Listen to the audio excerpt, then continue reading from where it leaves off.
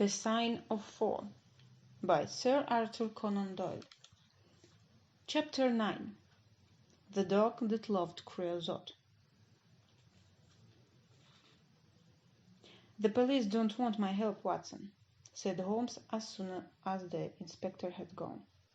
"Inspector Jones thinks he has solved the crime and caught the murderer. But they have arrested the wrong man." I agreed with Holmes. I was sure that Tadeo Sholto wasn't the murderer. "We must be quick, Watson," said Holmes.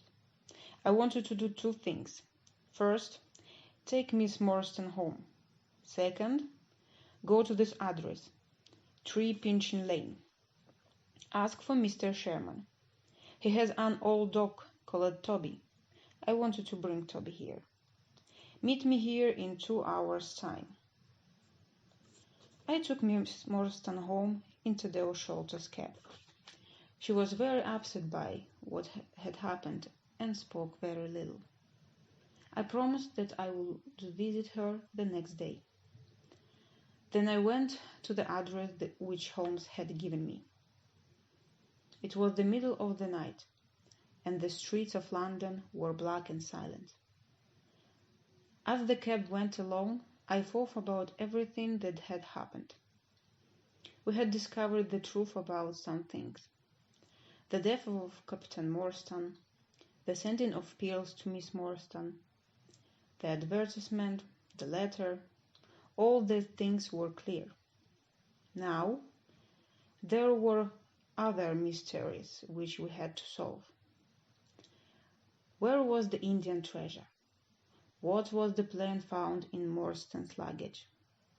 Who wanted Bartolomeo Sholto to die? Where were the pygmy and the wooden-legged man? What did all these things mean? And what was the mysterious sign of 4? I hoped that Sherlock Holmes would discover the answer to these questions. Soon I arrived in Pinchin Lane, the address where Holmes had sent me. It was a very poor street, and the houses were old and dirty. I found house number 3 and knocked on the door. After some time, a face looked out from a window above. It was not a friendly face. "Who are you?" said the face angrily. "What do you want?" "Come down and open the door," I said. "I have something to ask you." "Go away at once," said the face. "If you don't, I'll let out 50 dogs upon you." "My friend, Mr. Sherlock Holmes," I began. At these words the window suddenly shut, and a few minutes later the door opened. I saw an old man with grey hair and a beard, holding a candle in his hand. "Come in, sir," he said. "I'm Mr. Sherman. I'm sorry that I was rude.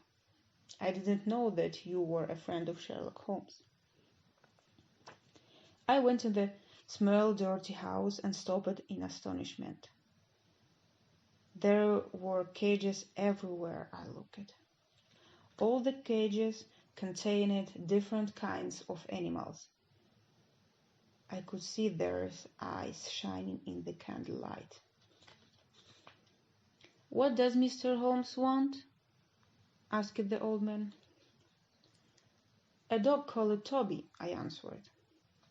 "Toby is my best dog," said Mr. Sherman. "He loves to follow strong smells, especially the smell of creosote. That's his favorite." "That's why Mr. Holmes wants him," I said. "Wait here. I will go and get him." The old man came back after a few minutes. He was pulling a dog on a lead. The dog looked very strange. It had very long hair and very short legs, and its eyes were large and sad. "This is Toby," said Mr. Sherman. "He will go with you. He is a friendly dog." The dog licked my hand and wagged its tail.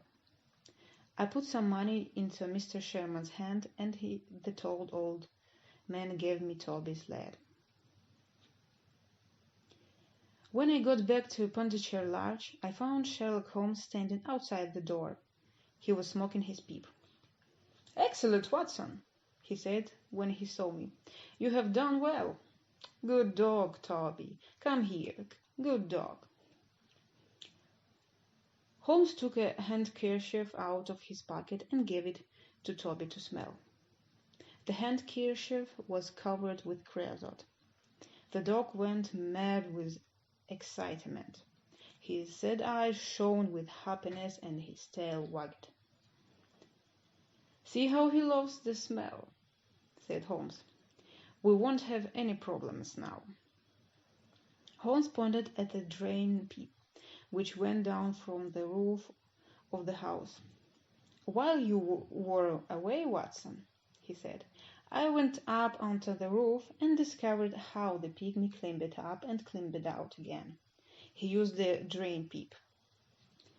The drain pipe ran all the way down from the roof to the garden below. There was a large barrel full of water under the end of the drain pipe.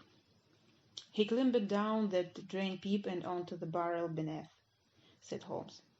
"It was very easy to follow his trail. He left marks everywhere. He also dropped this." Holmes put his hand in his pocket and took out a small bag made of dried grass. I looked inside. To my horror, I saw 5 or 6 long, dark thorns. They were the same as the one which killed Bartholomew Sholto. "The murderer has lost Des," said Holmes. "Let's hope that he doesn't have any more." "Don't touch them, Watson. They are poisoned." "But come, where is Toby? We must begin." Holmes took Toby's lead and pulled the dog to the bottom of the water barrel. Toby smelled all round carefully. Suddenly he began to bark excitedly. He had found his favorite smell, the smell of creosote. Then he started to pull at his lead. "He is on the trail," cried Holmes. "Let's go."